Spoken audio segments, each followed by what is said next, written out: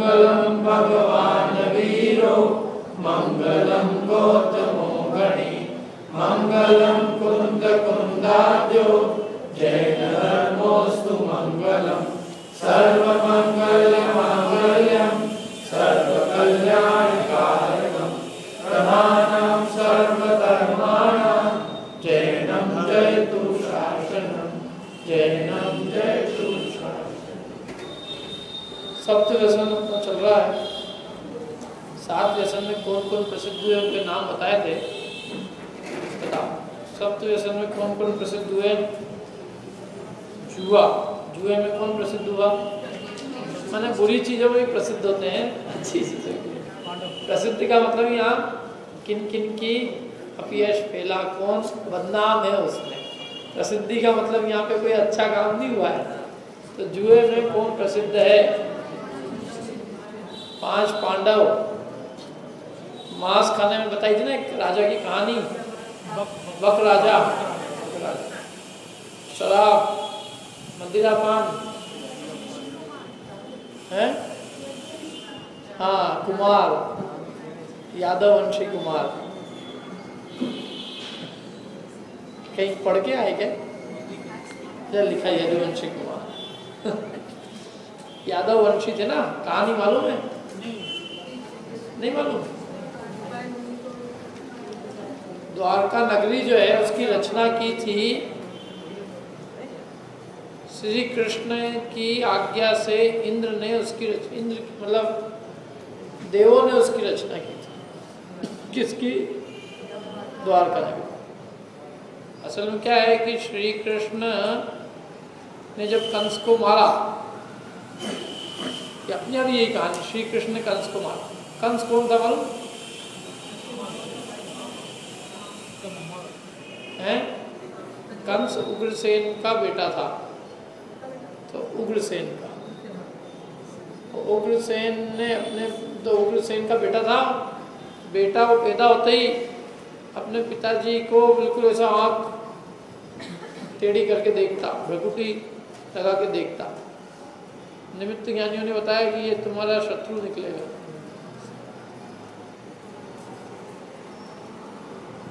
कंस पूर्व भाव में मुनिराज थे।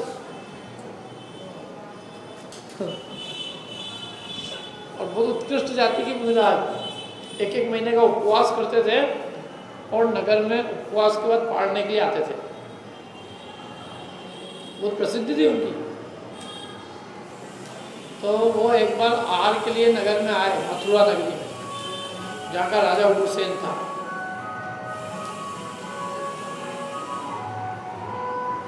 तो वहाँ के राजा ने कहा कि कोई दूसरा आहार नहीं देगा, इनको आहार नहीं देगा। राजा तो राजा ही होते हैं, आज के हो चाहे पहले के, सबको आहार दान देने से मना कर दिया।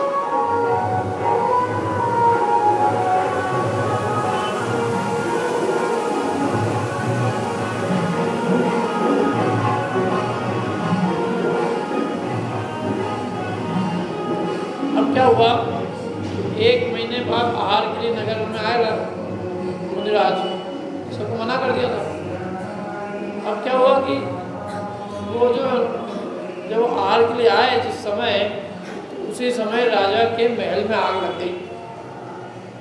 तो राजा उस आग को बुझाने चला गया और मुनिराज बिना आहार के ही वापस चले गए। कोई आहार लगाने, चौका लगाने वाले किसी ने भी मतलब किसकी नहीं पड़ ही नहीं, क्योंकि नगर के लोगों को मना कर रखा था।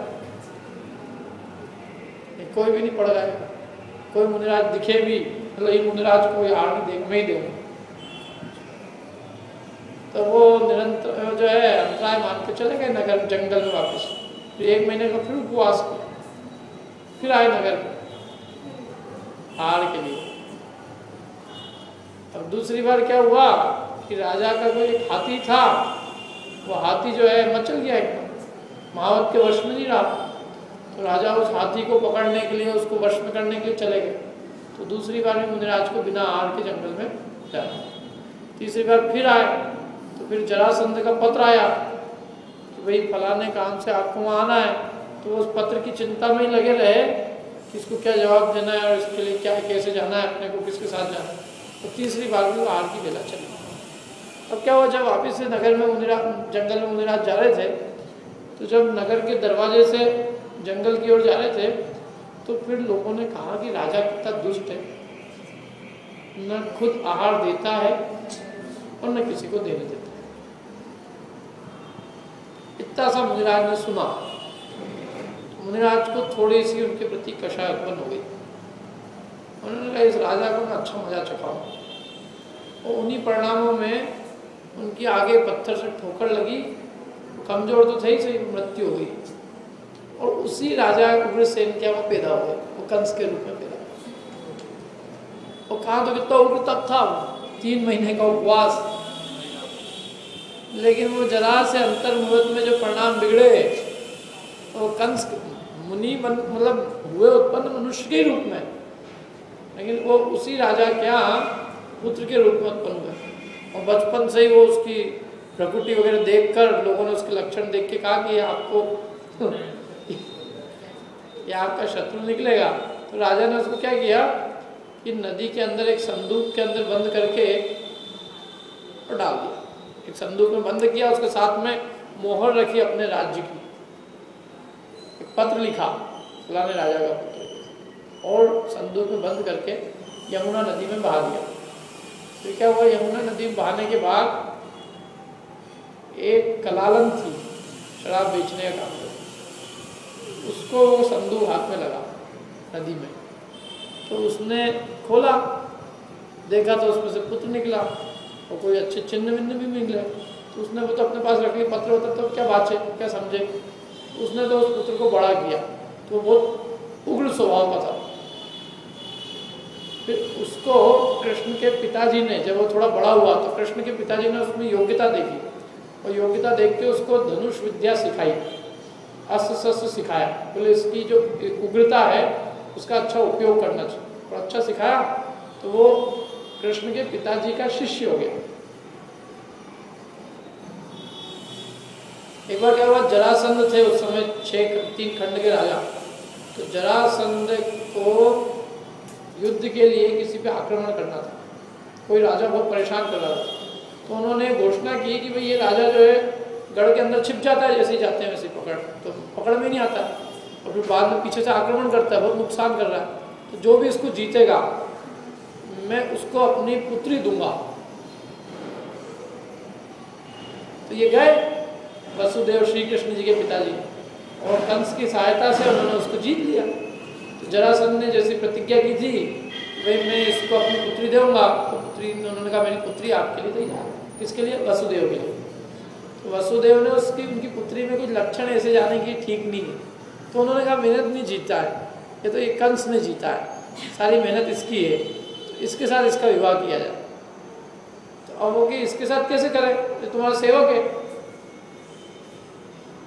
बोले पर इसमें सारे लक्षण जो है वो राजकुमारों जैसे, तीव्रता, पराक्रम। तो उन्होंने कहा कि वो जरासंध ने विचार किया कि इसके कुल का पता लगाना चाहिए, इसका वास्तविक कुल क्या है। तो उन्होंने जिस कलालन का पला था, बड़ा हुआ था, उसको बुलाया। तो कलालन हाथ जोड़ते जोड़ते ही, महाराज क्या अपराध हो गया, बचपन से ही ऐसा नालायक, क्या गलती हो गई, कौन सा अपराध किया, और मेरा तो सचमुच में है ही नहीं। वो संदूक भी अपने साथ लेके गई, क्योंकि राजा ने बुलाया तो उसको लगा आज तो बहुत गड़बड़ हुई, मेरे ऊपर आएगी जो भी आएगी। तो उसने कहा साहब ये तो मेरे को नदी के अंदर संदूक में मिला था, ये देखो ये कोई मेरा असली पुत्र नहीं है, जो दंड देना आपको दे। उसका संदूक दिखाया, संदूक दिखाया उन्होंने, संदूक में देखा सारी राज जो चिन्ह थे सारे थे, उसमें पत्र था फलाने राजा का पुत्र। तो वो कंस को कहा इन्होंने तो राजपुत्र है, अब कोई दिक्कत नहीं, इसके साथ अपनी पुत्री का विवाह कर, पुत्री का विवाह कर दिया। फिर क्या हुआ, तो जरासंध की पुत्री थी ना वो, तो वो भी एक ही। अब वसुदेव को कंस को ऐसा लगा कि भाई मेरे को भी इनका वसुदेव का कुछ उपकार करना चाहिए क्या। तो उसने सबसे पहले तो क्या किया कि उसने कहा कि मेरे पिताजी ने मेरे को बाहर फेंक दिया नदी। सबसे पहले तो पिताजी को ठीक करके आया तो गया सारी सेना को लेके, और पिताजी का राज्य छीन लिया, राज्य से मतलब उनका राज्य छीन लिया, और उनके पिताजी को उसने बंदी बनाया। और बंदी बना के इतनी नहीं उसकी कषाय कम हुई हो, बंदी बना के उसने जो नगर का दरवाज़ा था तो दरवाजे के ऊपर उनको रखा ताकि हर आदमी आते जाते देखे। ऐसे बांध के रख दिया, खाना खाने के लिए आता और कुछ नहीं, बिल्कुल नगर के मुख्य दरवाजे पे जहाँ सबका आना जाना होता। और फिर जो उनकी पुत्री थी, पुत्री से मतलब अपनी जो बहन थी, वो बहन का विवाह उन्होंने कृष्ण के पिताजी से कराया, क्योंकि उन्होंने उसका उपकार किया था, तो उस उपकार के बदले में उन्होंने उसका उपकार किया।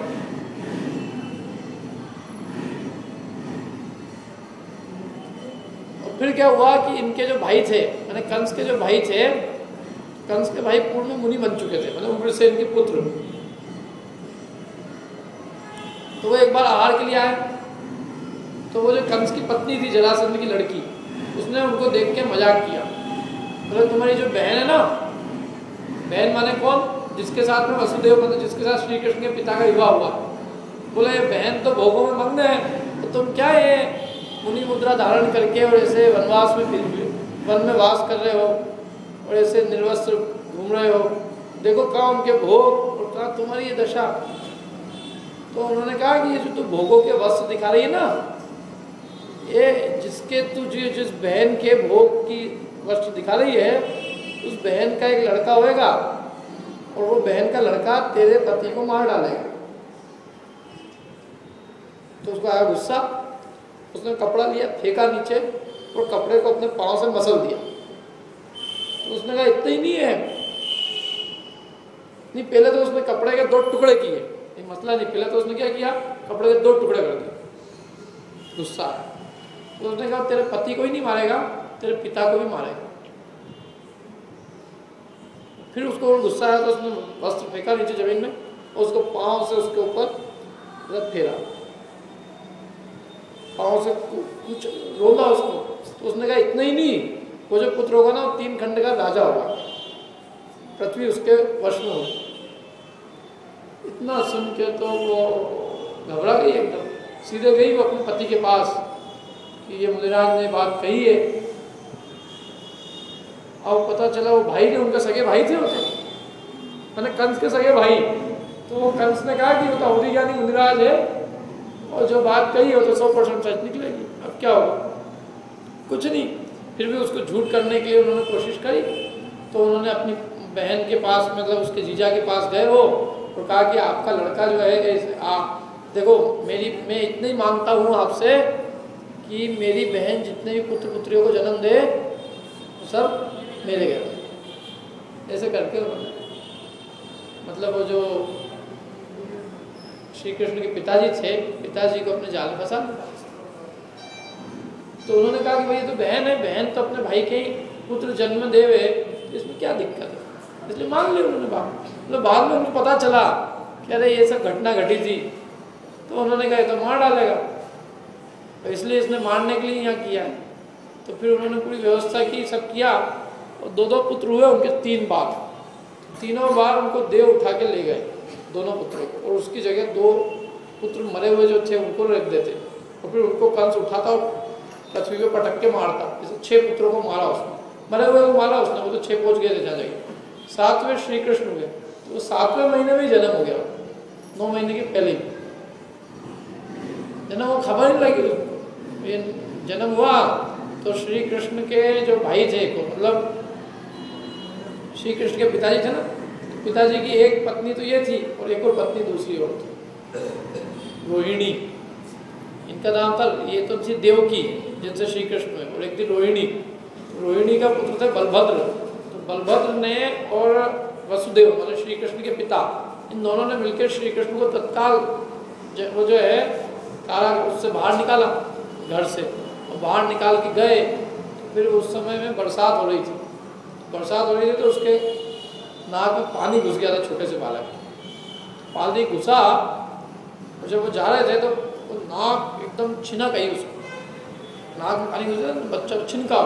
तो ऊपर जो उग्रसेन जो नगर के दरवाजे पे थे, वो नगर के दरवाजे पे उन्होंने उग्रसेन को बांध रखा, अपने पिता को, पिता ने देखा उनको ये जा रहे हैं, तो उन्होंने कहा ये राज किसी को मत बताना, क्योंकि सब सोए हुए थे, अर्धरात्रि के समय जन्म हुआ था श्री कृष्ण का, सब सोए हुए थे, नगर के दरवाजे बंद थे। उसके पाँव लगा दरवाज़ा खुल गया, निकल गए। फिर उन्होंने कहा कि भाई ये राज किसी को मत बताना, यही आपको छुड़ाएगा। और फिर सारी कहानी है वो। उसके बाद में गए वहाँ पे, जो उनका एक ग्वाला जो था, वो ग्वाला उनका सेवक था वसुदेव का, तो उस ग्वाले के पास ये रख के आए और उसकी जो पुत्री थी वो लेके आए। फिर उसने देखा कि पुत्री है, तो पुत्री मेरा क्या हित कर सकती है, लेकिन फिर भी इसकी नाक चिपटी कर दो, कम से कम इसका कोई इससे शादी नहीं करेगा, क्योंकि हो सकता है जो इससे शादी करेगा वो मार दे। तो कंस ने उसकी नाक चिपटी कर दी और वो उसकी पुत्री ले आए। तो वो ग्वाले की पुत्री यहाँ पली और ये ग्वालों के पले थे, इसलिए वो सारी कहानियाँ हैं बहुत सारी। लेकिन थे निर्विकारी, जो वर्णन उन्होंने किया है वैसा वर्णन अपने यहाँ नहीं मिलता है। अपने यहाँ तो वर्णन मिलता है कि श्री कृष्ण इतने निर्विकारी थे कि उनको कोई स्पर्श करे लेकिन उनके हृदय में विकार उत्पन्न नहीं होता था।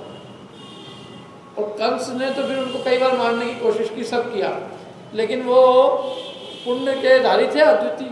श्री कृष्ण तो मरे नहीं। आखिरी में जो है, जब उन्होंने मल्लाह को भेजा, मल्लाह से युद्ध करवाया इनको, तो फिर उन्होंने मल्लाह को मारा और बाद में कंस को भी मारा। कंस तलवार लेके आ गया किसी कृष्ण को मारने के लिए, तो फिर कृष्ण ने कंस को मारा। जब कृष्ण को मारा, कृष्ण ने कंस को मारा, तो वो जरासंध की जो बेटी थी, तो वो बेटी ने खबर भिजवाई अपने पिताजी को कि मेरे पति को मार दिया है। तो फिर जरासंध उनके पीछे पड़ गया, जबकि जरासंध से उनकी मित्रता थी पहले, क्योंकि उसके पिता नहीं तो श्री कृष्ण के पिता ने जरासंध को युद्ध में हेल्प की थी, मदद की थी। जरासंध उनके पीछे पड़ गया। जब जरासंध पीछे पड़ा तो ये लोग उस समय भागे। श्री कृष्ण बालक अवस्था में थे, बहुत बड़े नहीं हुए थे, ना इतनी शक्ति थी। तो लोगों ने समझाया कि अभी युद्ध करने का समय नहीं, अभी यहाँ से चलो। तो ये सब मथुरा वगैरह छोड़ के इधर दक्षिण की तरफ निकल गए। मैंने उत्तर प्रदेश में जन्म हुआ था तो मथुरा में, और ये गए उधर दक्षिण की तरफ, पश्चिम दक्षिण, पश्चिम की ओर गए।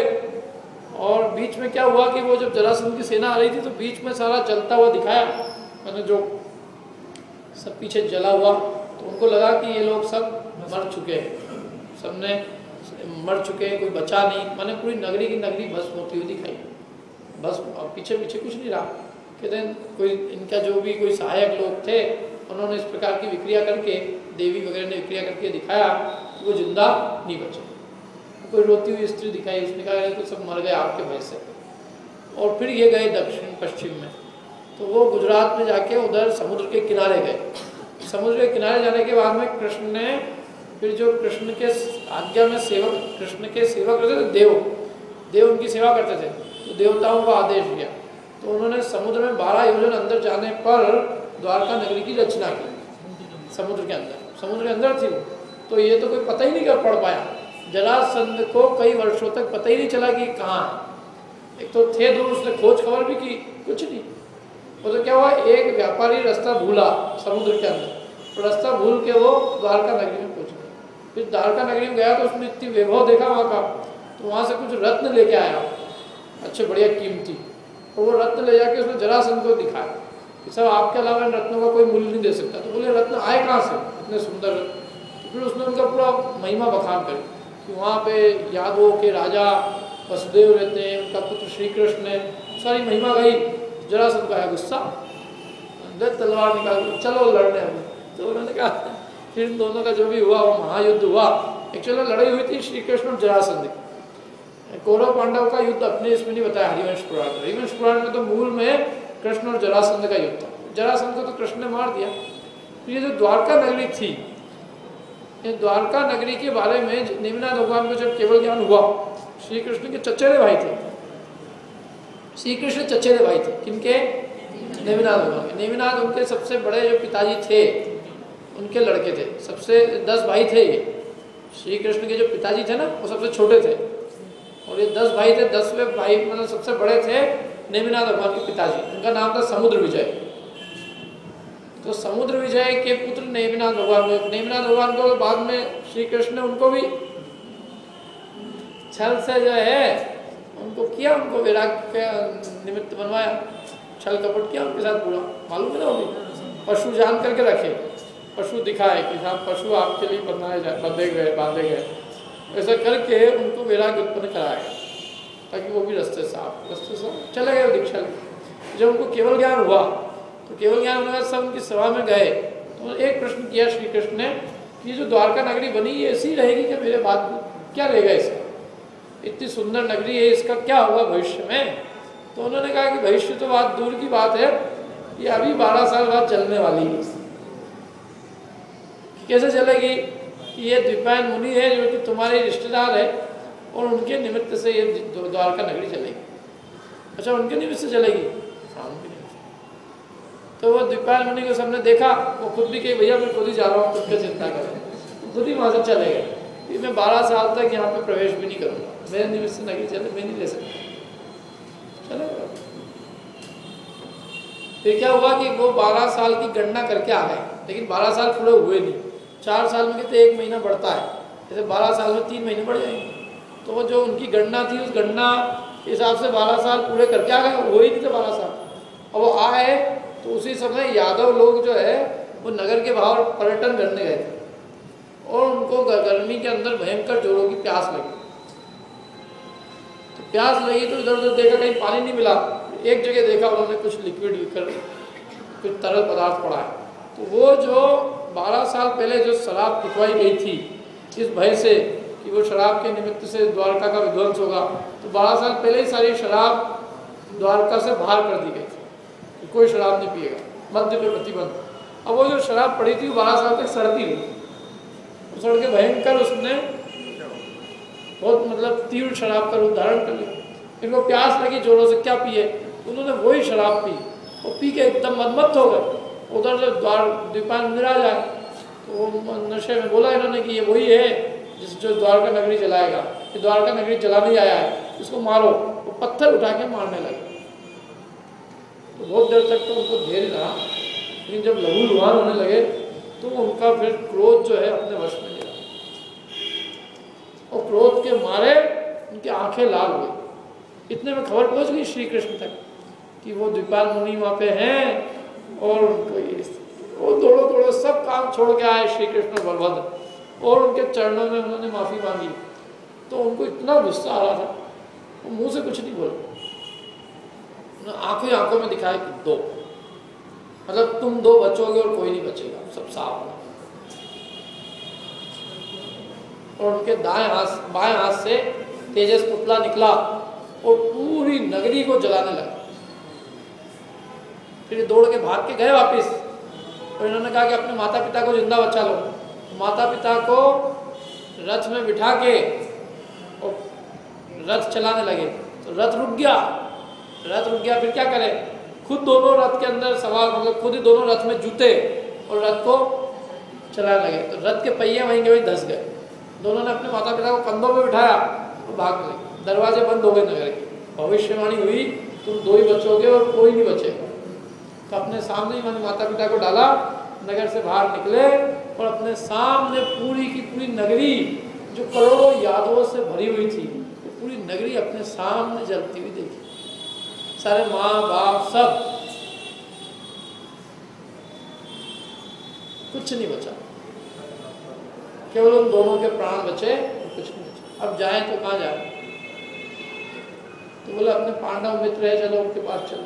पांडव उनके रिश्तेदार भी थे। श्री कृष्ण की बहन पांडवों को दी हुई थी, बहन थी कि बुआ थी, वो पांडवों की माँ थी। पांडवों की माँ जो थी वो श्री कृष्ण की बुआ थी, सुभद्रा। तो उनके पास गए बच्चे, वो सारी कहानी कि वो जंगल में कुछ नहीं, मतलब ये स्थिति थी, वस्त्र थे और बस शरीर था। भूख लगी रास्ते में, भूख खाने पीने में क्या, प्यास लगी, भूख लगी तो वो आभूषण बेच के उन्होंने खाना खरीदा जो कुछ बच गए थे थोड़े बहुत। तो वो भी पकड़ में आ गए उससे भी। तो जो शत्रु थे पहले के वो मारने दौड़े तो भागे वहाँ से, भाग के जंगल में गए।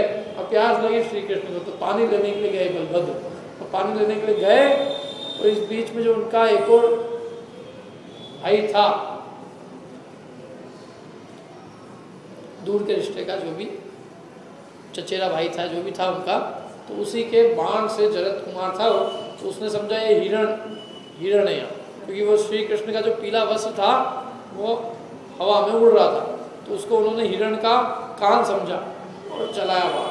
तो श्री कृष्ण के पाँव में लगा और वहीं प्यासे के प्यासे वहीं दम तोड़ दिया।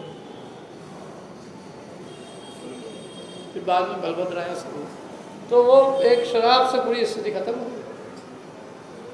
इसलिए यार शराब पीने में सबसे बड़ी जो है फेमस कहानी यादव वंशों का, पूरा यादव कुल समाप्त।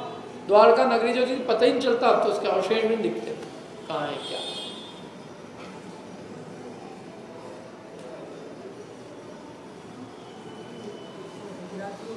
हाँ वो उधर ही है, वो नाम है। अब तो और अंदर कितनी अंदर होगी, कहाँ होगी, क्या है, समुद्र के अंदर थी। कुछ एक चीजें बची होगी अभी जो भी है, ये सब अवशेष बचे हैं सारे। समुद्र के अंदर थी पूरी 12 योजन अंदर है। अरे अंदर मतलब समुद्र के अंदर, मतलब अंदर पानी के समुद्र के अंदर का मतलब क्यों होता है, टापू जैसे समुद्र के अंदर थे।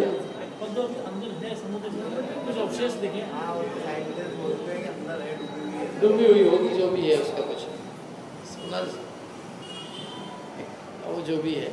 तो ये है पूरी यादव वंशों की कहानी। क्या तो इसमें प्रसिद्ध हुआ ये यादव वंशों का विनाश हुआ एक शराब पीने की वजह से। मैंने नहीं वो पिया इतनी सी थी, इतनी सी वो इतनी सी शराब ने पूरा का पूरा यादव वंश को नष्ट कर दिया। वेश्यागमन में किसकी कहानी बताई थी? चारुदत्त की। शिकार खेलने में ब्रह्मदत्त चक्रवर्ती। परिस्त्री सेवन रावण। चोरी करना है शिवभूति गुजरात जैसे कौन है, क्या है, शिवभूति की कहानी है। कहाँ चोरी करने वाले पाप में शिवभूति की कहानी, पुरोहित की, शिवभूति पुरोहित की कहानी। इसमें है क्या पीछे नाम दिए? अगर नाम दिया तो बहुत ही बढ़िया है, ध्यान नहीं बहुत दिन हो गया। हाँ ये शिवभूति के नाम, राजा भक्त, ये तो सही नाम दिया। शिवभूति, शिवभूति की कहानी। शिवभूति एक आदमी था, कहानी सुना दूँ 2 मिनट में, 2 मिनट थोड़ा देर हो सकती। शिवभूति जो था ये एक पुरोहित था, राज पुरोहित। और ये राज पुरोहित महाबदमाश आदमी। सब लोगों के अंदर ये कहे कि यदि मैं झूठ बोलूं तो मेरी जीवान काट ले राजा तत्काल, ऐसी उसकी प्रसिद्धि थी। और जो भी कोई दूर दराज का आदमी आता था, बेचारा कोई दुखिया, उसका धन छीन लेता। तो एक बार क्या हुआ कि एक व्यापारी था, उस व्यापारी ने उस राज्य में बहुत व्यापार किया और कुछ रत्न कमाए। उन सब पैसे जोड़ जोड़ा के उसने रत्न खरीदे। और वो रत्न को वो जो बोले सबसे विश्वसनीय को, जैसे बैंक ढूंढता ना कहाँ पैसा रखे, तो उसने उस पुरोहित का नाम सुन रखा था। तो उसने उस पुरोहित के पास में अपने रत्न दिए और कहा कि भैया मैं अपने परिवार को लेने जा रहा हूँ, बीच रास्ते में कहीं कोई चोरी नहीं कर ले, इसलिए मैं सारी धरोहर के रूप में तुमको देखे जा रहा हूँ, आऊँगा मैं रत्न मेरे को वापस दे दे। तो कह के चला गया। आया नकल गया तो साहब तुम दिए ही नहीं। अब वो बेचारा दुखी, महादुखी, ये क्या हो गया, मेरी जिंदगी भर की कमाई जो थी वो सब मैंने इसको दी, मैं मना करूँ। और लोगों से कहेगी कौन है, कोई जानता है इसको, पागल आदमी एकदम, इसको बाहर करो यहाँ से। तो लोगों ने पकड़ के उसको बाहर कर। और सब लोगों ने कहा कि पागल हो गया है, जबरदस्ती से बुद्धि फिर गई। सब जो है कह रहा है कि मैंने रत्न दिए, रत्न कोई रत्न दिया, मतलब इसको जानते ही नहीं, आज तक देखा ही नहीं मैंने इसको। और वो व्यक्ति महादुखी, तो वो राजा के पास गया। और राजा में तो उसकी इतनी प्रसिद्धि, तो राजा ने पहले, पुरोहित ने पहले ही राजा से कह रखा था ये आदमी पागल है। राजा ने उसकी एक नहीं सुनी, उसको निकाल दिया वहाँ। क्या करें, उसने क्या किया, वो पेड़ के ऊपर जाके, जो रानी का, जो राजा रानी का जो महल था, उस महल के पास में गया और जो भी पेड़ पौधे के ऊपर, पेड़ के ऊपर गया और ऊपर जाके उसने अपनी फरियाद कही कि मैंने इस तारीख को ये रत्न दिए हैं और ये पुरोहित बिल्कुल झूठ कहता है और मेरे को हे रानी साहिबा आप न्याय दिलाओ। एक दिन कही तो रानी ने राजा से कहा कि क्यों चिल्ला रहा है, इसको न्याय दिलाओ। बोले पागल हो गया इसलिए, इसको ये तो झूठ बोल रहा, पागल हो गया। अब वो रोज एक सी बात बोले। तो रानी ने राजा से कहा कि यदि पागल होता ना तो एक सी बात नहीं बोलता, तो बिल्कुल एक सी बात बोलता है। और एक बार अपने को पता तो लगाना चाहिए कि ये बात बिल्कुल सच्ची है कि नहीं। अब पता कैसे लगा, पुरोहित के घर में क्या डाका डाले और पुरोहित के घर में कुछ नहीं निकले, राजा की बदनामी। तो रानी ने कहा चिंता मत करो, मैं सब कर लूँगा। उसने एक बार ऐसे ही खेल खेल के बहाने उसको पुरोहित को बुलाया। पुरोहित जी बहुत दिनों से दिखाई नहीं दिया, बिठाया उनको, बोला आओ कुछ खेल वेल हो जाए। और ऐसे करके चौपड़ का खेल चालू किया। और रानी खेलने में होशियार थी, तो उसने जो है अच्छे वो दाव भी लगाने में ज़्यादा, कितने का भी दाव लगाने उसको जाना क्या मतलब। और उसने क्या किया, धीरे धीरे दाव में पहले उसकी अंगूठी जीती, किसकी, पुरोहित की। और अंगूठी जीत के अंगूठी भेजी दासी के हाथ चुपके से, उसके घर गई और उसने कहा उसकी पत्नी को कि ये अंगूठी आई है वो उसकी, और वो रत्न दे दो। वो रत्न अभी जल्दी मतलब वहाँ बहुत अर्जेंट में मंगाए गए हैं, पति ने कहा है तुम्हारे कि अभी दे दो नहीं तो मेरी जान खतरे में। तो वो पत्नी तो बहुत तेज थी, उसने कुछ नहीं दिया। उसने कहा वो आएंगे तो ही देंगे। फिर उसने उनका क्या किया, अंगूठी के बाद में उनका जनेऊ जीता। जनेऊ तो उसने सोचा क्या कीमत है इसकी, जनेऊ दाव पे लगा, जनेऊ जीता। जैसे 3-4 उसकी जो चीज़ें थी वो जीती, वो भेजी फिर। और फिर कहा आपकी बार भेज दो नहीं तो मर जाऊँगा। तो उसने उसकी पत्नी ने जो रत्न थे वो दे दिए, रत्न आ गए। उसने वहीं का खेल खत्म कर दिया, आज का खेल खत्म। तो रानी ने राजा को रत्न दिखा। राजा को फिर भी विश्वास नहीं हुआ कि ऐसा हो सकता है। तो राजा ने क्या किया कि वो रत्न जो थे, वो रत्न बहुत सारे रत्नों में मिलाए, असली और भी रत्नों में। और फिर उस आदमी को बुलाया, बोले बताओ तुम्हारे रत्न कौन से। तो उसने जो उसके खुद के रत्न थे वो निकाल लिए उसने। तो राजा ने कहा 100% आदमी सच्चा है, यदि ये झूठा होता 1% भी तो ये वो रत्न में से कोई ना कोई एकाध रत्न और दूसरा निकाल। अब इसका क्या किया जाए, श्रीमती को तो उसको बुलाया, बोले भैया एक काम बताओ। फिर तो पकड़ा उसको, पकड़े कहा कि अब तुम्हारे लिए दंड है। तो 4 दंड है उसमें से। पहला दंड तो ये है कि या तो मुक्के खाओ पहलवानों के, और पहलवानों के मुक्के नहीं है तो गोबर खा लो, और नहीं तो अपना जितना भी धन है वो सब दे दो। और चौथा ये है कि जो है मुंह काला करके गधे पे घूमो।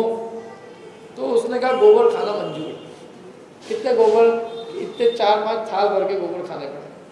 तो पहली थाल खा नहीं पाया और अब दूसरा कर लो, बोले मुक्के मरवाए, मुक्के भी नहीं खाते बोले। अब तीसरा क्या करना, सारा धन ले लो, धन लिवाया। और चौथा धन लेने में इतना महाअक्ल था, उसके बाद में उसको नगर के अंदर पूरा काला मुंह करके और नगर से बाहर निकला। और महाअक्लता में हार गया, मरा। मर के सांप बना, उसी राजा के भंडार में सांप बना। सांप बना तो राजा को घुसने नहीं दे, भंडार में से कुछ लेने नहीं दे। तो एक बार राजा खुद गया अंदर, तो राजा को काट खाया उसने। काट खाया तो सारे जो मंत्रवादी होते हैं, सांप वाले, जहर वगैरह उतारने वाले सब बुलाए गए। तो एक उसमें था मतलब सांप उतारने वाला। तो उसने क्या है, मंत्र से सारे सांपों को बुलाया और कहा कि तुम सब इस अग्नि परीक्षा दो, अग्नि में से पास हो, जिसने काटा होगा चलेगा वही, बाकी कोई नहीं चलेगा। और या तो तुम पहले से ही बता दो कौन है भैया, जो है जिसने काटा है वो इसका जहर चूस ले वापस, और नहीं तो तुम सबकी परीक्षा होगी। तो सब निकल गए अग्नि में से, और इसका नंबर आया। तो इसको इतना क्रोध था, इतना क्रोध उनके प्रति कि उसने जहर नहीं चूसा, अग्नि में घुसा और अग्नि में घुस के जल के मर गया, नरक गया वो। ऐसे बहुत तक उनका वेट चलता रहा। अंत में जब ये मुनिराज बने, वही राजा मुनि बना कालांतर में। तो मुनि बना तो मुनि के ऊपर भयंकर उपसर्ग किया। संयंत मुनिराज थे वो, उनके ऊपर उपसर्ग किया, भीषण उपसर्ग किया। तो उस समय जो दूसरा कोई था व्यक्ति, उसने उनको बचाया और फिर इसको दंड दिया। ऐसा मुनिराज तो मोक्ष चले गए, इनके पिताजी तो मोक्ष चले गए, उसको अच्छा दंड मिला, अच्छा बढ़िया। तो ये सारी पूरी कहानी है। तो चोरी में बहुत प्रसिद्ध था शिवभूति पुरोहित। सब कुछ मैंने उसका छीना गया, और नाम नीति नाम जो है बहुत अच्छा और काम बहुत खोटा। राजपुरोहित में बहुत ईमानदार, न्यायप्रिय, चोरी में फेमस काम है इसका। ये सब कहानी ये है शांतिनाथ भगवान के चरित्र में, पढ़ना आप लोग 24 तीर्थंकर पुराण में सब कहानी। अपना कौन से हुई थी भैया, देखो गलती हुई थी, भाव शिकार हो गया था ना। अगला द्रव्य पर स्त्री सेवन, अपनी विवाहिता स्त्री के साथ शेष अन्य किसी भी स्त्री के साथ रमण करना, ये द्रव्य पर स्त्री सेवन। अब ये कोई सामान्य नहीं है, ये व्रत है। ये अपन ने कल किया था ना, विवाह जो है स्वदार संतोष व्रत है, और ये व्यसन एक आदत है। आदत माने जिसको एक बार लत लग जाए पर स्त्री सेवन की, तो ऐसा व्यसनी होता है, तो वो संतोष नहीं होता उसको। और ये जितनी भी आजकल ये टीवी वीवी है, वो सब क्या ऐसी परिणति, माने ये अंतरंग की जो खोटी वृत्तियां हैं, उस वृत्ति को ही तो भुना रहे दूसरे लोग, पैसा ले लेके भुना रहे। माने हम कितना एक एक रुपया जोड़ते हैं, और हजारों लाखों रुपए किसको देखने कि और अच्छा अच्छा तो दिखेगा, क्या दिखेगा उसमें अच्छा? माने उसमें कोई स्व स्त्री तो दिख नहीं रही है, पर स्त्री दिख रही ना। स्व स्त्री तो बैठी रहती है आराम से पास में, वो इंतजार ही करती रहती है कि मेरे को कब देखे, लेकिन स्व स्त्री कोई नहीं देखता, सब पर स्त्री देखते। तो पर स्त्री भी ऐसी हो जाए, वो स्त्री भी स्व स्त्री ऐसी, जब इनको मेरे को नहीं देखना है, मैं भी इनको नहीं देखूँ, वो भी पर पुरुष को देखती रहती है। महाव्यभिचार है ये, भयंकर। क्या कोई उसमें कोई सदाचार थोड़ी दिखा रहा है उसमें? चंदना के न सीता के न, वो कोई कुछ नहीं है। व्यभिचार के अलावा कुछ नहीं है, महापाप रूप है और कुछ नहीं है। लेकिन वो सब कर रहे हैं आराम से, कोई किसी को कोई लगता ही नहीं। मैंने पहले तो महिलाएं पर्दे में आती थी, अब पर्दा तो बहुत दूर की बात है, अब तो यूँ ही सब कुछ दिख रहा है। पर्दा क्या करें इसका, किस चीज़ का पर्दा था? और कोई तो वो है भाई, देखो ऐसा है कि कोई कितने ही वो हो सदाचारी, लेकिन परिणाम तो उसके उस निमित्त से बिगड़ेंगे ही ना। और यदि परिणाम बिगड़े हुए नहीं होते तो वो उसको देखने का भाव ही क्यों उत्पन्न होता? वो देखने का भाव ही बताता है कि उसके चित्त में परिणाम में विकृति है। जैसे विकार का प्रतीक है, हमारे चित्त के जो विकार है, उन विकारों के रूप में हमने ये सब चीज़ें खरीद रखी है। यदि विकार नहीं हो तो क्यों खरीदे उसको?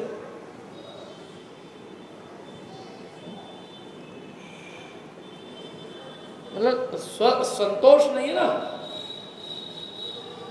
और फिर वो देख देख के, जैसे वो देखते हैं वैसे करते हैं। है वो किसी को कह दो अब तो, किसी स्त्री को कि तुम थोड़ी अपनी मर्यादा में रहो, तो वो स्त्री कहती है कि भैया तुम अपनी मर्यादा में रहो। तो हम क्या मर्यादा में रहो? मतलब जितना बिगाड़ इसने किया है उतना बिगाड़ किसी ने नहीं किया।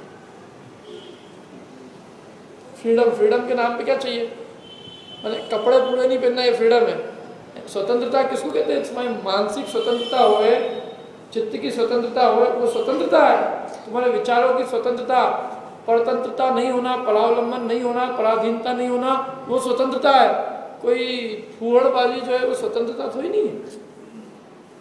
लेकिन बुद्धि है, किसको क्या कहो? ऐसे मतलब वो साक्षात वो। और दुख की बात तो ये है कि चलो जो नई स्त्री आई, नई, वो तो उसको तो अकल नहीं है, लेकिन बड़े बूढ़ों में तो अकल है। वो बड़े बूढ़े ही साथ में बैठ के देख रहे हैं। मैंने वही ससुर जी भी बैठे हैं, वही उनकी बहू भी बैठी है, वही भाई बैठा, सब देख रहे, टीवी देखने जा रहे, पिक्चर देखने जा रहे। शर्म नहीं आती तुम लोगों को? किसी डूब मरने के काम करने हैं। कोई मर्यादा भी कोई चीज़ होती है। एक तरफ कहाँ से अपन और कहाँ से इतनी जल्दी अपन कितनी जल्दी गड्ढे में जा रहे हैं। ये गड्ढा कहाँ तक जाएगा, कोई ठिकाना है इसका? और ये मतलब व्यसन तो है ही नहीं, तो और क्या? आदत नहीं है तो क्या? लत नहीं तो क्या? सब लतें हैं ये सारी। अपना मेजॉरिटी जो धन है आज इन लतों में खर्च हो रहा है। अपने पैसे का पूरा बनाना। आपके घर में जितनी भी सामग्री है वो सब व्यसनों की सामग्री है, भोग सामग्री है। ये चाहिए, उसके बिना चले नहीं, इसके बिना चले नहीं, उसके बिना चले नहीं, उसके बिना चले नहीं। पूरे उनके पीछे लाखों रुपए पूरे करने को तैयार। क्यों इतना काम? आदमी इतना जो है हम्माल क्यों बना हुआ है? क्योंकि उसको भोग की चीजें चाहिए। ऐसी स्थिति है। अब देखो इसमें भाव परिस्थिति सेवन क्या कहा। एक तो इसमें ये परिस्थिति सेवन से हानि है, जो पढ़ी लेना, आकुलता होती है, मन अस्थिर होने से कोई धार्मिक व लौकिक कार्य नहीं हो पाते। साकार धर्मामृत में तो इतना लिखा है कि तो महा आकुलता का कार्य है। तो आकुलता दुख है, उसमें सुख किस बात का?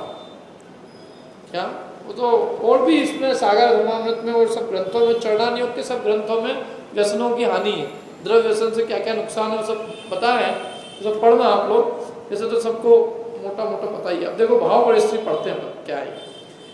पर नारी संग पर बुद्धि को परखो, पर नारी संग पर बुद्धि को परखो। मैंने परिस्थिति सेवन क्या है?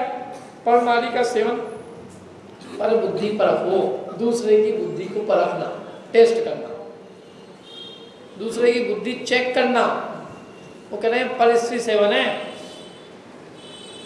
क्या? दूसरों की बुद्धि की परख में अपने ज्ञान का सदुपयोग मानो। अभी देखते हैं, देखो इसको मन कैसा चला, अभी इनसे पूछते हैं, अभी देखो अभी क्या अकल ठिकाना, मतलब वो जैसे हो ना कोई किसी की बुद्धि की परखना जान करके, उसको नीचा दिखाना, हीन दिखाना। क्या ये कॉन्वेंट के स्कूल के बच्चे पढ़ते हैं ना, निरंतर इनकी बुद्धि इसमें लगी रहती है, कायम है दूसरे को हीन दिखाने में। अरे ये नीच गोत्र कर्म के आश्रय कारण है। हैं? क्या 2 मिनट का? डोमिनेट करना। हाँ, मतलब नम्रता, विनम्रता, सदाचार में वृत्ति, वो सब कुछ है ही, दूर दूर तक नहीं है।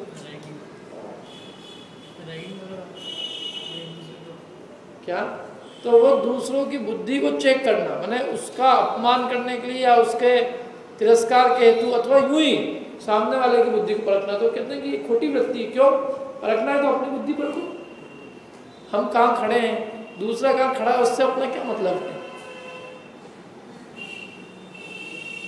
अपना नाप दूसरों से नहीं होगा, अपना नाप तो अपने से होगा। तो दूसरों की बुद्धि परखना, ये भाव परिस्थिति सेवा है। अगला है द्रव्य चोरी, चोरी व्यसन। अब ये चोरी व्यसन अलग है और चोरी पाप अलग है, दोनों में अंतर है। चोरी पाप बड़ा है कि चोरी व्यसन बड़ा है? व्यसन, व्यसन में लत लग जाना, चोरी की लत। जैसे अंजन चोर को थी लत। अंजन चोर कोई सामान्य व्यक्ति थोड़ी था, राजा का पुत्र था, वो राजकुमार था, उसने सारी विद्याएं सीखी, सब विद्या आती थी उसको। तो वो बोर हो गया, उसने कहा भाई अब कोई नई विद्या सीखी जाए, क्या सीखा जाए? तो उसको किसी ने कहा कि ये चोरी कैसे करना, ये विद्या बच्चे तुम ये सीख। तो गया चोरों के पास में, चोरों सीख ली उसने विद्या। तो एक अंजन था, अंजन, वो अंजन लगाओ तो दिखता नहीं आदमी को, तो उसने क्या किया, वो अंजन लगाया और सबसे पहला प्रयोग उसने अपने पिता पे किया। तो पिता सिंहासन पे बैठा हुआ था, तो वो आया और उसने अपने पिता के ही सारे जो आभूषण थे वो निकाल दिए, उसके हाथ की अंगूठी अंगूठी निकाल दी। पिताजी अपने महल में गए तो देखे तो कुछ नहीं, पिताजी चमक गए, क्या हुआ, आश्चर्य। लेकिन वो समझ गए कि ये किसकी करतूत है। क्या? पिताजी तो पिताजी है ना, बोले ये उसकी है। तो उसको बुलाया अकेले, उसको समझाया, पिताजी अपन लोगों के काम नहीं ये बहुत छोटी कला सीखी है तुमने मेरे ऊपर, अपना ही तो कोई बात नहीं, लेकिन अब बाहर मत करना है इसको कुछ, ये खोटा काम है। तो उसने क्या कहा ना अपने पिता को, पिताजी सबसे सरल काम और सबसे जल्दी पैसा कमाने का तरीका तो मेरे को यही दिखता है। आप इतनी मेहनत करते रहते हो, मेरे को तो इससे इतना फास्ट धन आता हुआ दिखता है कि इससे बढ़िया उपाय मैं तो ये करूँगा। तो पिताजी ने बहुत समझाया, माना नहीं। पिताजी ने उसको नगर से बाहर निकाल दिया कि यहाँ नहीं होगी ये काम। बाहर निकल के चोर बन गया, तो बहुत बड़ा चोर, उसके अंडर में 500 चोर थे।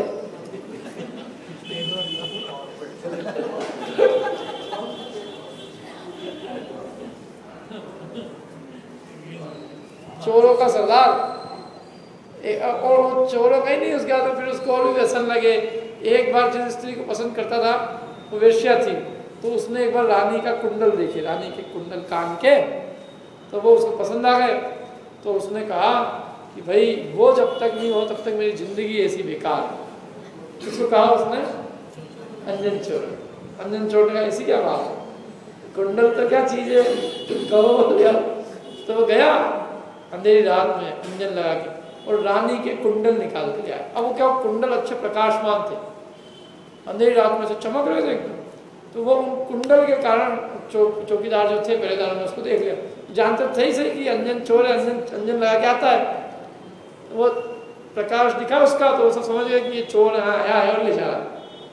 भागे उसके पीछे, पीछे पड़ गए उसने। फिर पूरी कहानी है, वो सेठ जो है ऊपर नीचे हो रहा था, फिर वो वहीं उसको गए, वो तो फेंके कुंडल तो फेंके, और फिर उसने जो है नमोकार मंत्र पढ़ के ऊपर गया और छीके काट दी और चला गया। और जो भी है कहानी पूरी उसके अंदर। लेकिन उसमें बात ये कि वो व्यसन था, उसको कोई मतलब पैसे की कोई कमी नहीं थी उसको, तो राजपूत था। बस मजा आता है इसमें, क्या करें, चोरी करने में मजा आता है, उसमें बुद्धि दौड़ती है, तो वो व्यसन है। वैसे तो चोरी तो यूँ तो बहुत सामान्य से बिना किसी की गिरी हुई, पड़ी हुई, भूली हुई, रखी हुई वस्तु को बिना उसके मालिक की आज्ञा के उठा लेना या उठा के किसी दूसरे को भी दे देना, वो भी चोरी। अब वैसे तो 1 रुपये की इनकम टैक्स की चोरी, वो भी चोरी। लेकिन अब वो आजकल तो वो कोई चोरी समझते ही नहीं होते, मतलब बिल्कुल जैसे धर्म हो गया, वो दे देना अधर्म हो जाएगा, देने में तो कुछ है ही। लेकिन वो सब चोरी में ही आता है, तो सब चोरी, वो व्यसन नहीं है। वो भले ही व्यसन तो उसका मतलब है कि उसमें आनंद आए, चोरी करे और उसमें मजा आए, उसकी लत पड़ जाए। और इसके हानि बताए चोरी की क्या क्या हानि, भय बना रहता है, भयाक्रांत रहता है निरंतर चोर, अपने धन को भोग नहीं सकता वो। चोरन के पुर ना बसे, ये आता है, चोरों के कभी नगर नहीं बसते। तनावग्रस्त अस्थिर चित्त, भोगना जो है बिना निर्भय हुए होता नहीं, इसलिए अपनी पूंजी को भी नहीं भोग सकता होगा, उसको हमेशा निरंतर भय रहता है कब कौन पकड़ ले, रात की नींद खराब हो जाती है। अब भाव चोरी देखो, भाव चोरी सेवन क्या है। प्यार सो पराई सोंझ गईवे की चार चोरी, माने प्रेम पूर्वक पर वस्तु को ग्रहण करने का जो भाव है, पर वस्तु से साझीदारी का, पर वस्तु को ग्रहण करने का, पर वस्तु का स्वामी बनने की जो चाह है, उसका नाम है चोरी। देखो, पर वस्तु कोई भी हो, मैंने अपनी जेब का पैसा है वो पर एक तरह से, और उसको ग्रहण करने का भाव है, वो चोरी है, भाव चोरी। याद, द्रव्य चोरी नहीं है। द्रव्य चोरी तो उतनी है कि जो अपनी जेब का नहीं, दूसरे की जेब का चुराना। और भाव चोरी में तो कह रहे हैं कि अपनी आत्मा के अलावा किसी भी पर वस्तु को ग्रहण करना, वो चोरी। तो पर वस्तु है, स्व तो केवल आत्मा है, मेरो तो एक आत्म तामे ममत जुकीने और सबे मम भिन्न जान समता रस मीने। तो एक अपने निज आत्मा के भिन्न अन्य किसी भी पर वस्तु का ग्रहण करना, वो चोरी है। आया समझ में? पर वस्तु कुछ भी हो, चाहे वो न्याय नीति से हो, कमाई हुई, लेकिन वो पर वस्तु है ना, पर वस्तु को अपना मानना, अपनी श्रद्धा में, आचरण में तो जो होगी सो न्याय नीति का अपन उसका उपयोग करेंगे, लेकिन श्रद्धा में ये मान्यता हो जाए कि ये मेरा है, मैं इसका हूँ, मैं इसका स्वामी हूँ, तो कहते हैं कि ये मिथ्यात्व। क्योंकि अपना आत्मा का, आत्मा के अलावा कोई स्वामी नहीं है ना, आत्मा आत्मा का स्वामी और किसी का स्वामी नहीं है। पर वस्तु का स्वामी अपने को मानना है अज्ञान, क्योंकि पर वस्तु पुण्य पाप के उदय से आती है और चली भी जाती है, उसमें अपना कुछ पुरुषार्थ नहीं चलता। तो अपनी वस्तु होती ही नहीं ना हो, अपन कितने मान के उसको मर जाए, लेकिन पर वस्तु कभी अपनी होती ही नहीं, तो पर वस्तु को अपना मानना वो अज्ञान। अब इसमें त्याग का क्रम दिया है, देखो। सबसे पहले सप्त व्यसन का त्याग करें, पहले द्रव्य व्यसन का, पहले भाव व्यसन नहीं छूटेंगे, भाव व्यसन छूट गए वाले सम्यक दर्शन हो गया, पहले तो द्रव्य व्यसन छूटेंगे। चोरी करने की आदत नहीं पड़ी हो, जुआ खेलने की, शराब पीने की, मांस खाने की, परिस्थिति सेवन की, वेश्यागमन की, शिकार खेलने की। भाव में भी मैंने इन व्यसनों का अपने भाव, इन व्यसनों को भाव भी नहीं हो, वो भाव व्यसन तो अलग बात कर रहा हूँ, वो भी बात की। द्रव्य व्यसन के भाव नहीं होना, इतनी पवित्रता तो होनी चाहिए। ये द्रव्य व्यसन के भाव होते हैं अपने को, चोरी करने के भाव, शिकार खेलने के, परिस्थिति सेवन के, वेश्यागमन के। तो अभी कहते हैं कि धर्म के पात्र नहीं है, सम्यक दर्शन के पात्र। चित्त अस्थिर है, चित्त स्थिर नहीं है।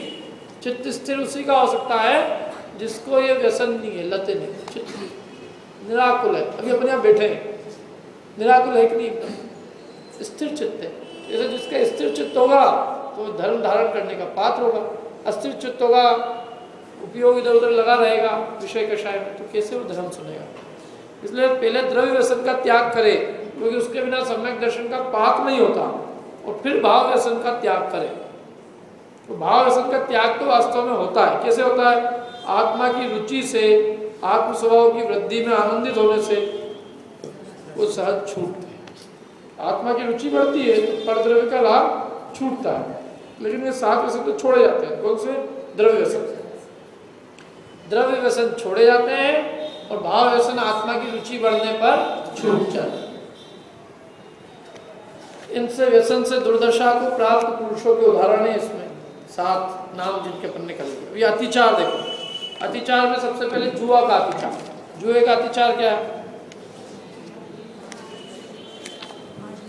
कोई भी खेल जो हार जीत के लिए भी खेला जाए वो भी जुए ही है, धीरे धीरे उससे ही चालू होता। पहले तो हम ताश ऐसे ही खेलते हैं, फिर उसमें मज़ा नहीं आता, थोड़ा पैसा लगा के फिर थोड़ा एक आध 2-5 रुपये ऐसी इंटरटेनमेंट के लिए, फिर वो इंटरटेनमेंट धीरे धीरे प्लेयर बना देता है, अच्छा खिलाड़ी बना देता है।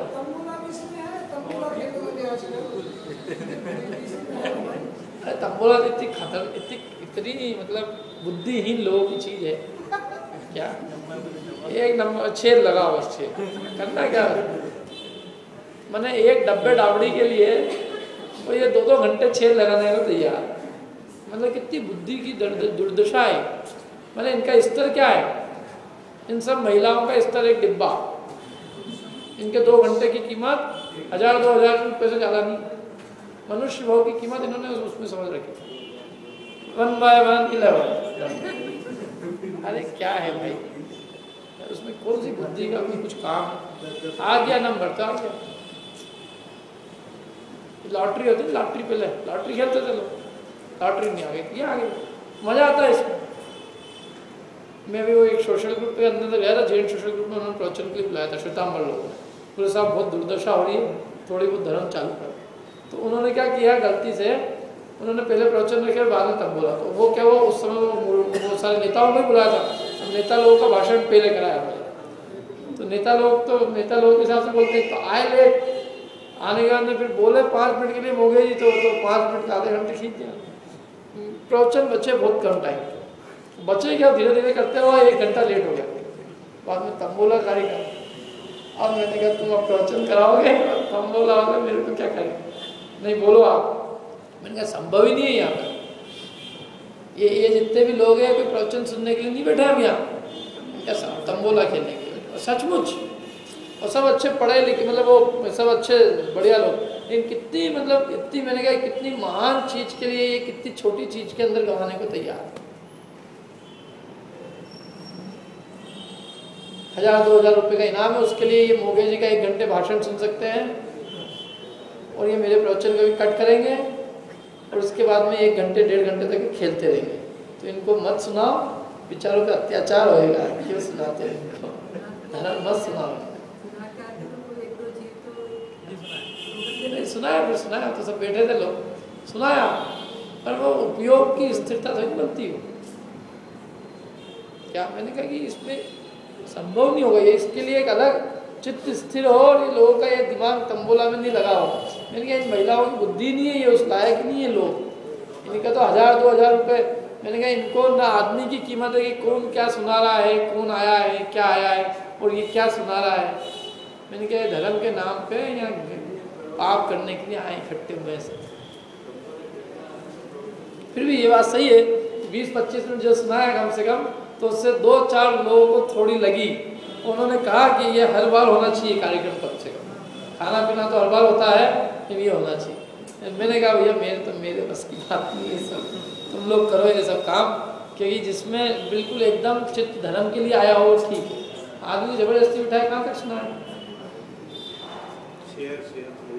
तो सब बोल दी होगी बात, आप भी थे सोमवार को खूब बोल दिया, तो शेयर ने कमोडिटी और क्या क्या फ्यूचर फाचर क्या क्या होते हैं भैया, ये सब सारी चीज़ें अभी आजकल क्या क्या चल गए हैं, क्या पहले एक ही चलते थे, अब आजकल बहुत सारी चीज़ें हो गई। क्या हाँ, वो सब जुआ ही है, मतलब महा आकुलता रूप परिणाम।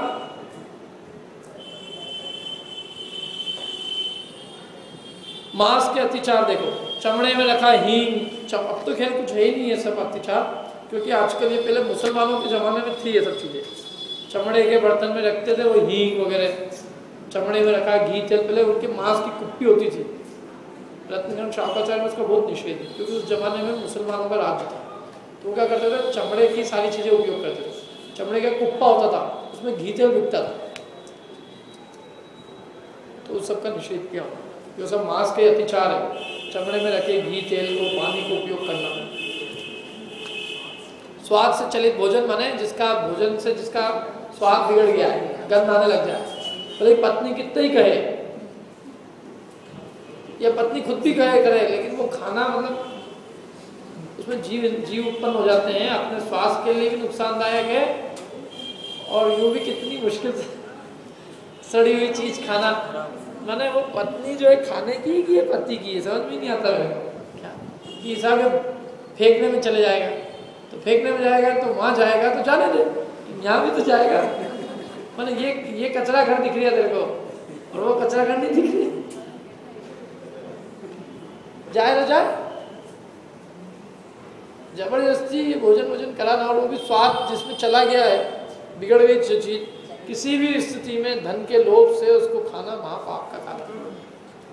जैसे अन्न बिंदा हुआ अन्न, इसके लिए बिंदे हुए अन्न के लिए बताया था ना हमने, सेव वगैरह बिंदा हुआ अन्न है, गल गया, सड़ गया, फूल गया, इसमें त्रस्त जीव पैदा हो गए, ये सब चीजें मांस के अतिचार है। ये सब अन्न सड़ गया, खूब चींटियां लग गई, फेंक दो उसको, कब तक निकालते रहोगे चींटियां, फिर मरी हुई तो रही जाएगी। जिस अन्न में जीव लग गए हो उस अन्न को बिल्कुल निर्दय, मतलब उसको बिल्कुल आराम से, निर्दयता नहीं निर्ममता से बाहर निकाल देना चाहिए, मोह नहीं रखना उसको, कैसे भी उपयोग कर लेंगे कि सारा धन यहाँ नहीं बचने वाला। क्या इसमें कोई धन बचता है क्या? जिस चीज के अंदर कीड़े वीड़े लग जाए, जानवर लग जाए, उसको निकाल दो। नहीं, महिलाओं की बुद्धि मत जोड़ती सबसे ज्यादा, निकाल के उसके अंदर निकाल के, अरे भाई वो अब खाने लायक नहीं, जीव पड़ गए ना, बिंद गया ना, निकाल। आटा मर्यादा का हो गया, बहुत दिनों का हो गया, मैदे रवे में लट्टे दिख रही, निकाल। क्या करना है, किसी दूसरे को भी नहीं देना, एकदम अलग निकाल देना ताकि उसमें से जीव निकल जाए। ऐसी जगह पे एकदम छाँव वाँव हो, ऐसी जगह पे डाल दें। धूप में भी डाले तो मर जाए बेचारी लट्टे, छाँव में एकांत में, जहाँ कोई जानवर वानवर भी नहीं खाए। ऐसे बहुत विवेक होना चाहिए, नहीं तो ये सब ऐसे ही मांस खाने वाले के बर्तन में अन्न खाना भले, लेकिन खाया किसके बर्तन में? मांसाहारी के बर्तन। ये जितने भी टेंट हाउस के बर्तन है, जो शादी में जाते हो ना आप, शादी के बर्तन कहाँ से आते हैं? टेंट हाउस के बर्तन। टेंट हाउस वाले पूछते हैं क्या कि क्यों भैया तुम क्या बनाओगे इसमें, शाकाहार की मांसाहार? टेंट हाउस के बर्तन तो पैसे से जाते हैं, उसको क्या मतलब आप इसमें कुछ भी बनाओ। पहले मैंने देखा, पहले के ज़माने में पहले अपनी गिलास तक ले जाते थे वो, मैंने खुद ने देखा। रतलाम के अंदर हमारी मम्मी थी, मेरे गिलास ले गए, अभी भी होगा, ले जाते गिलास अपने अपने बर्तन। और नहीं तो अपनी बहुत अच्छी व्यवस्था है, अपने जितने मांगलिक भवन है सारे, मांगलिक भवन के बर्तन कभी मांगलिक भवन से बाहर नहीं जाते। और मांगलिक भवन में कम से कम, जैनियों के मांगलिक भवन में मांस तो नहीं बन सकता। आलू वालू भले ही बना ले लोग, पहले तो आलू भी नहीं बनते थे, रात को भी भोजन नहीं बनता था, क्योंकि वो धर्मशाला बनाई इसलिए थी कि अपने जैनियों के विवाह कार्यक्रम यहाँ हो जाए, उनको कहीं और नहीं जाना पड़े, और सारे दिन में कार्यक्रम हो जाए, अभक्ष नहीं बने, तो वो बर्तन भी वही कि वही खरीद के उनको देते थे। तो उन बर्तनों में निश्चित रूप से अभक्ष नहीं बनता था, भक्ष बनता था। अब तो क्या अपने जैनी लोग मांगलिक भवन में जाते ही नहीं, सबको शर्म आती है। वो कहाँ जाते हैं यहाँ से 20 किलोमीटर दूर, कहीं 10 किलोमीटर दूर, जहाँ अपने जैसा आदमी पहुँच ही नहीं सके। बोले भैया वहाँ क्यों कर रहे हो? बोले वहाँ पार्किंग की जगह रहेगी। मैंने कहा पार्क का के लिए, हमारे तो पाँव से ही पार्क होकर आ जाएंगे, खाने की जरूरत नहीं क्या? तो यूँ ही आ जाते तुम्हारे आसपास मांगलिक भवन में करते तो क्या हम वहाँ गाड़ी खड़ा करने की जरूरत नहीं पड़ती। वहाँ जाएंगे और सारे जो है जो बनाने वाले हैं वो अजैन बर्तनों में बनेगा, वो अजैन मांसाहारियों के बर्तनों में, उन्हीं में मांस बनाया जाता है, वो उन्हीं में मांस, मतलब पहले मांस बनाया हुआ हो और तुम्हारी रसोई बनी उसमें क्या, और सारा जो धन जाता है वो सब अजैनियों को लाखों रुपए चले जाता है। क्या करो, बुद्धि लोग पहले जो है ना, जो लोग नगर से जिनको छूते नहीं थे, जैसे अस्पर्श लोग होते थे, अस्पर्श माने जिससे आप छू नहीं सकते, तो उसको नगर से बाहर भेज दिया जाता था। उनके विवाह आदि कार्यक्रम सब वही होते थे, भैया ये टच नहीं हो जाएगी। तो मेरे को लगता है कि ये तो खुद ही बनने को तैयार, इनको क्या नगर से बाहर स्पर्श बनाने की जरूरत ही नहीं है, ये तो खुद ही स्पर्श बनने के लिए तैयार। भाई अपने कम से कम जितने मंदिर है, अपने मंदिरों की जो धर्मशाला है, यदि वहाँ विवाह आदि के कार्यक्रम होंगे तो कम से कम उस मांगलिक भवन को भी पैसा आएगा, 2 पैसे की कमाई उसको होगी, और वो कमाई होगी तो उसको अजैन को देना भी नहीं पड़ेगा, ना अजैन को देना पड़ेगा, अजैन को देगा तो दिन में कार्यक्रम होंगे, अभक्ष नहीं बनेगा, सारी व्यवस्था बढ़िया सुचारू रूप से चलेगी, अपना पैसा अपने ही समाज में रहेगा। अब तुम काम उल्टे सीधे करो तो क्या कह सकते हो। ऐसे अत्याचार और भी आप पढ़ लेना, कर लें कि अपन पूरे इसके फटाफट कर देते, नहीं तो फिर बाद में वापिस करना। किसी को जल्दी जाने की आकुलता तो चले जाना है, चिंता हो। उनका बनाया हुआ, उनका लाया हुआ भोजन, किनका बनाया हुआ? मांसाहारियों के हाथ का बना हुआ या उनके द्वारा लाया गया भोजन वो खाने योग्य नहीं, वो अतिचार है इसका। मांसाहारी के घर का भोजन नहीं है, घर का बर्तन का ही मना कर रहे हैं, उनका हाथ भी लग जाए तो खाने योग्य नहीं। अब जो बनाते हैं आजकल वो कौन किसकी जात पूछता है कि शाकाहारी की मांसाहारी? जैनी के हाथ का बनाया हुआ भोजन होना चाहिए, क्योंकि उसमें दया का संस्कार होता है, और अजैन में दया का संस्कार बिल्कुल नहीं होता। उसको तो स्वाद से मतलब होता है, स्वाद अच्छा होना चाहिए, टेस्ट कैसा लगा, मज़ा आया कि नहीं आया, और उसमें कितनी जीव हिंसा हुई नहीं हुई इससे कोई मतलब नहीं। जैसे मदिरा पान के अचार, सब प्रकार के अचार, मुरब्बा, मित्तल के अचार, मित्तल के मुरब्बा, मित्तल के अचार है हमारे रामेश्वर मंदिर के पीछे इसकी दुकान। तो एक बार मेरे को ध्यान में मुझे कि हम तो उनके यहाँ पे ऐसे ही मिलने गए थे, तो एक आदमी लेने आया, जैन आदमी, अचार ले, तो उसने उससे कहा कि तुम्हारे लायक नहीं। तो जेरी ने क्या किया, अपने को सब चलता है।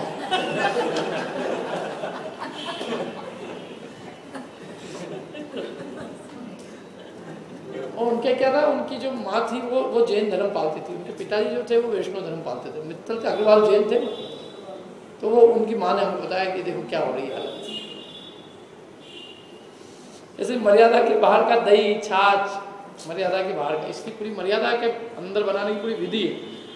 चांदी का सिक्का डाल के या नरेटी वगैरह डाल के जो दही बनाया जाता है मर्यादा के अंदर, मर्यादा के बाहर का दही छाछ सड़ जाता है ना, जीवनपत्ति बहुत होती है उसमें। शरबत, रूह अफ़ज़ा, रसना, महावीर जयंती के दिन जो पीते हैं मध्य के अतिचार है शराब के, क्योंकि वही सब सड़ता है, वो सब चीजें सड़ के उसमें वहाँ जीवों की उत्पत्ति होती है। शराब क्यों मना की? क्योंकि शराब में शराब सड़ा के गला के बनाई जाती है। तो कोई भी चीज़ सड़ाएंगे गलाएंगे तो उसमें असंख्यात त्रस जीवों की उत्पत्ति होगी। तो ये सब में भी त्रस जीवों की उत्पत्ति हो रही। जो लिक्विड होता है आपका, लिक्विड में जीवोत्पत्ति बहुत जल्दी होती है, खासकर जो मीठा लिक्विड होता है, भयंकर जीवोत्पत्ति है उसमें, जीवों का पिंड है वो एक तरह से। यहाँ तक कि पेस्ट भी जो होता है ना, मीठा पेस्ट, ये भी अभक्ष है, ये करने योग्य नहीं है। पाउडर कर लो भले, जो भी करना है। तो ये गीली चीज़ें, गीला शरबत, रूह अफ़ज़ा, ये सब आपको बनाना है तो अच्छे जूस बनाओ ना, रोज बनाओ, फलों के जूस, मौसम्बी का जूस बनाओ, अनार का बनाओ, और भी जो भी आते बनाओ, उनको कोई मना करना है। नेचुरल चीज़ खाओ अच्छे से, पाइनएप्पल का जूस बनाओ, संतरे का बनाओ, चीकू का बनाओ, रोज। लेकिन ये जो है इनमें बहुत जीवों का घात है। खजूर का रस ये मत पीना है, दूसरे रस पी सकते हैं। खजूर का रस तो अभक्ष कह रहे हैं। खजूर, पिन खजूर भी अभक्ष है, उसे मिठास से उसमें मक्खी लगती है उसको। लेकिन पिन खजूर जो सूख जाती है और वो फिर खारक बन जाती है, वो भक्ष है। पिन खजूर अभक्ष है, पूजन में खारक, पिन खजूर नहीं, पिन खजूर मत करना। फूलन वाली चीज़ें जिनमें फूलन लग गई हो, किसी भी चीज़ में, सड़ा हुआ मांड, मध्य पात्री का भोजन या मध्य पाई के हाथ का भोजन, ये सब मदिरा के अतिचार। ऐसे वेश्यागमन के अतिचार, वेश्या का नृत्य गान कराना देखना, ये तो क्या कहो, अपन धर्म के क्षेत्र में होने लग गए। पंच कल्याणक में नृत्य करने के लिए वो लोग आते हैं कि जिनके नाम को कुछ नहीं कह सकते, क्या करो।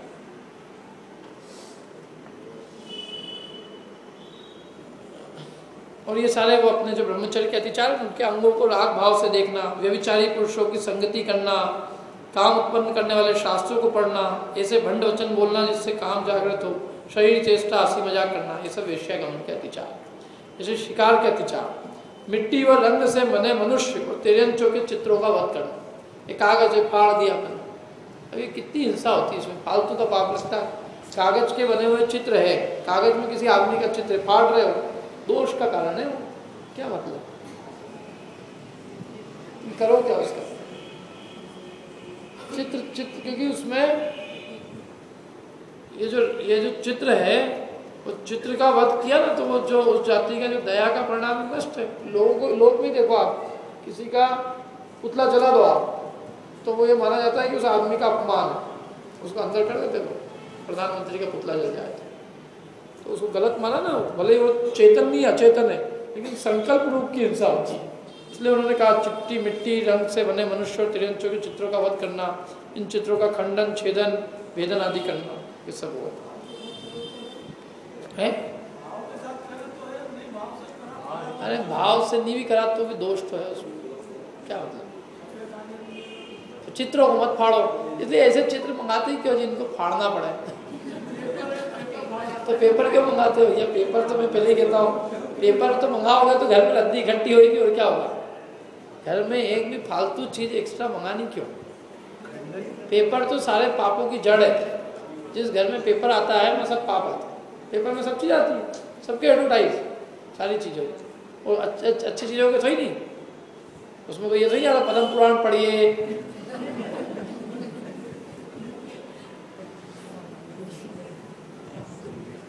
सब बेकार चीज़ें आती है। काहे के लिए पढ़ना? ऐसी चीज़ों को इकट्ठा क्यों करना घर में जिनकी सोचना पड़े बाद में? मेरे यहाँ तो कोई धर्म की पत्रिका तक नहीं आती, आपको मालूम? मेरा एड्रेस ही नहीं मालूम होगा किसी को। मैं धर्म की पत्रिका में भी इकट्ठी हो जाती होगी। अब उसे करो क्या? उसे पढ़ना होता है तो जो शास्त्र है खरीद लेते, मंदिर में रख देते, उसको स्वयं पढ़ लेते जब तक अपने घर में है। तो पत्रिका वाले को एक लेटर लिख दो कि आगे से मत भेजो इसको, और फिर भी वो भेजते। तो मैंने क्या किया, हमारे वहाँ मलारगंज में आती तो एक पूरा पत्रिका का बंडल बनाया और जहाँ से आती वहीं भिजवा दी। हमारे पास जगह नहीं, हम क्या करें, इसका अभिनय होगा नहीं तो हम मना कर दी तुमको इतनी बार भेजने से कि मत भेजो, फिर भेज रहे हो, भेज दे तुमको।